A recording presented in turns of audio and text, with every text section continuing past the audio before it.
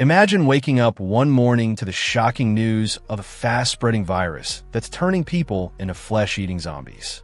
It sounds like something straight out of a sci-fi movie, but in this what-if scenario, we're going to treat it like a real event, as if we're scripting a major film.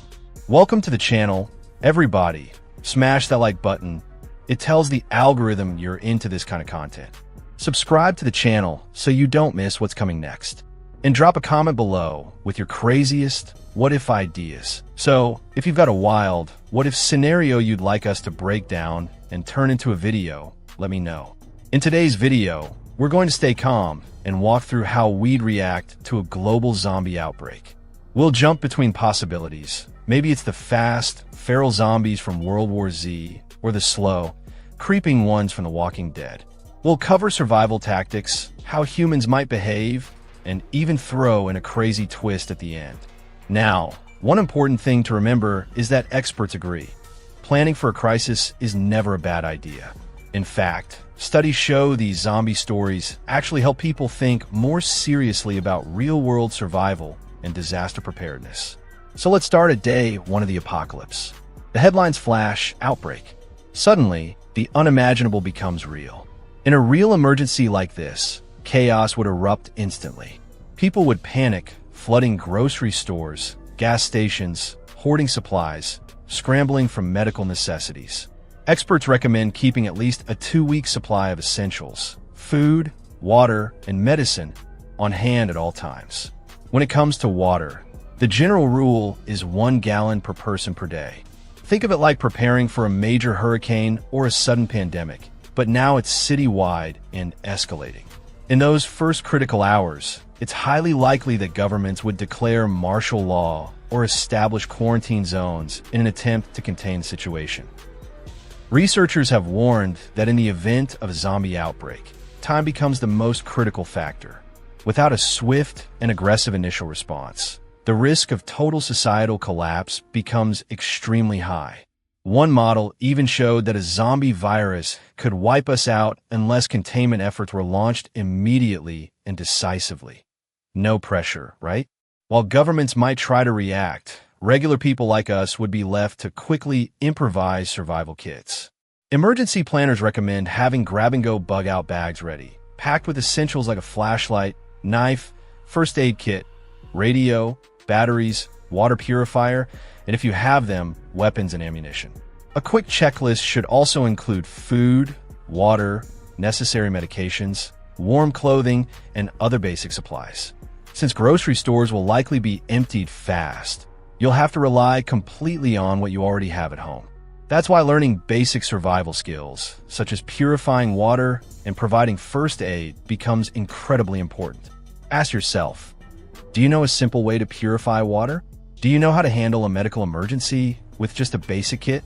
These are critical things to consider, not just for zombie outbreak, but for any type of disaster situation. Before we move forward, if you're enjoying these what-if videos, go ahead and drop a like, subscribe, and turn on notifications. Now, let's talk about the big question, what kind of zombies are we dealing with? Because that changes everything. There's a huge difference between fast, rabid hordes like in World War Z and the slower, stumbling types from The Walking Dead.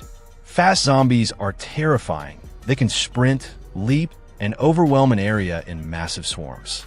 Imagine an entire city block getting overrun in minutes. In that kind of outbreak, there's no chance of outrunning them. Experts agree that in a zombie outbreak, your best chance of survival is stealth, staying underground, hidden, and moving quietly, especially at night. If you spot one zombie nearby, chances are there are dozens more close behind, and they continue to multiply with every human they infect. Fast zombies, like those from World War Z, require you to be nearly invisible. But if we're dealing with slow zombies, the kind that shuffle and lumber, they're easier to avoid. You don't need to outrun them. Just keep your distance, move smartly, and outthink them. Regardless of the type, your top priority should always be to stay calm and alert.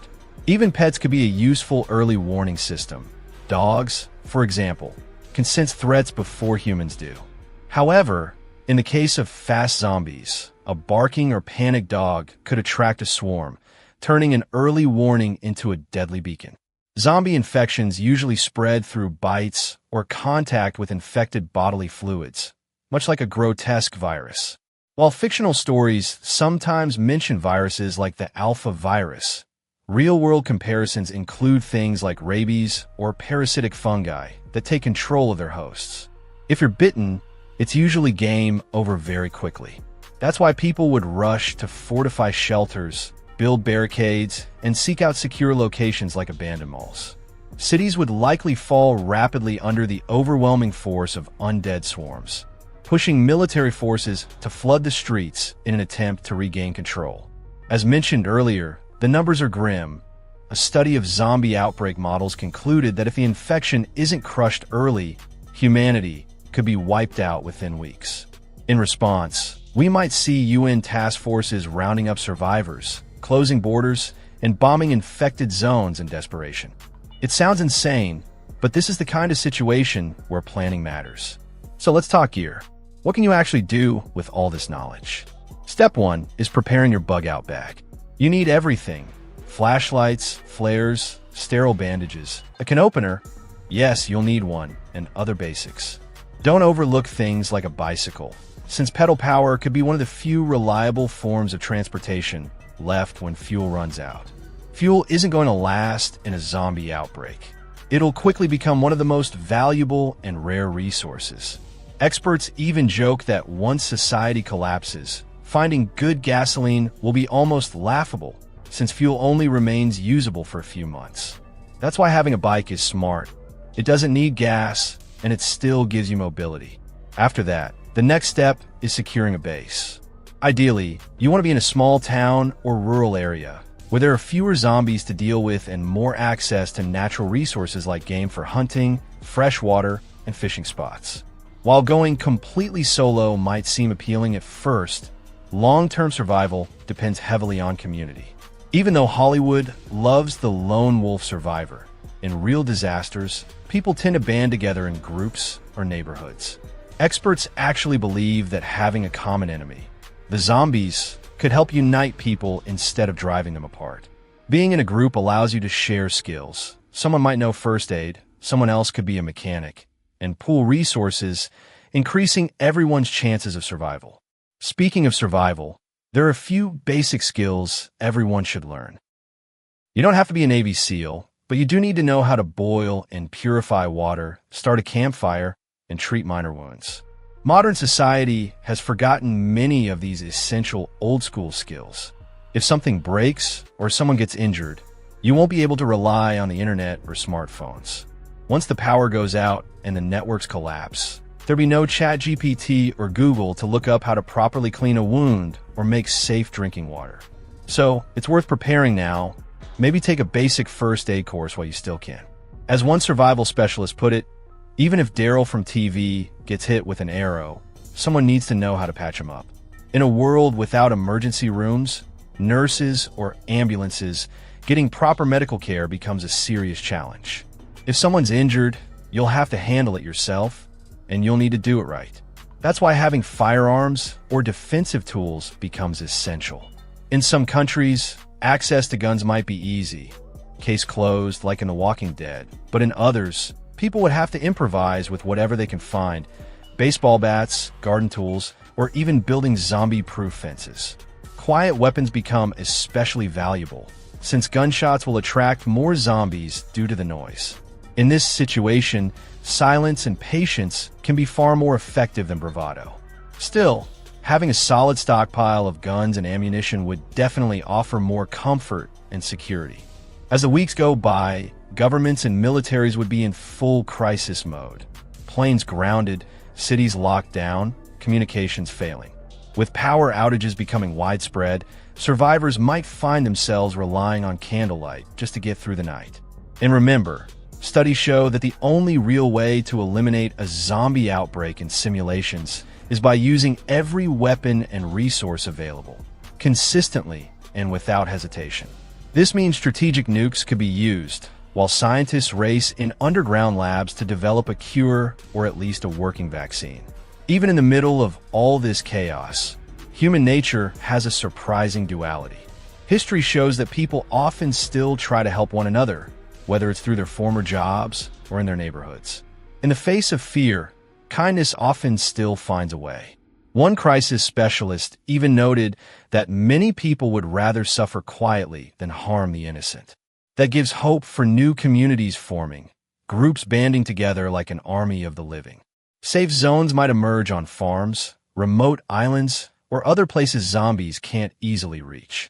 Trade posts could form, where bartering would replace currency, sunflower seeds for batteries, for example. But not everyone would be friendly. As always, there will be people who are dangerous, selfish, and cruel. So while some will try to rebuild and survive together, it won't all be unity and hope. There will be threats from both the undead and the living. Now, imagine we're 5 months into the outbreak. The attacks haven't been completely stopped, but they've been contained to specific areas. Then comes the turning point. Scientists announce a possible cure. It might sound unbelievable, but maybe some survivors already have a natural immunity, or perhaps someone discovers a way to reawaken part of a zombie's brain. Think back to the World War Z movie, where one man wasn't attacked. Maybe something like that happens here. If a vaccine were developed, it would trigger mass rallies, frantic searches, and desperate missions to secure it. Now here's a wild twist. What if the real shock isn't that a cure exists, but how it works? Imagine a tiny percentage of the population already carries the zombie virus, but never turned, making them humanity's last hope. Sure, it's a story we've seen in 100 movies, but you never really know. So, what happens if the zombies actually win? What would you do? In the beginning, the most important thing is fast, decisive action. Of course, your first instinct would be to protect the people you love, but you also need to think beyond that. Short to mid-term planning is key. We've already talked about the chaos at the start, the emergency preps, and the differences between fast versus slow zombies. We all agree that a World War Z-style outbreak would spiral out of control almost instantly, while the Walking Dead version would be far more manageable. Still, when it comes to survival, the core strategy doesn't change. Stockpile water, learn first aid, and find your people. In the end, even though the zombie apocalypse is fiction, the skills and mindset needed to survive are very real.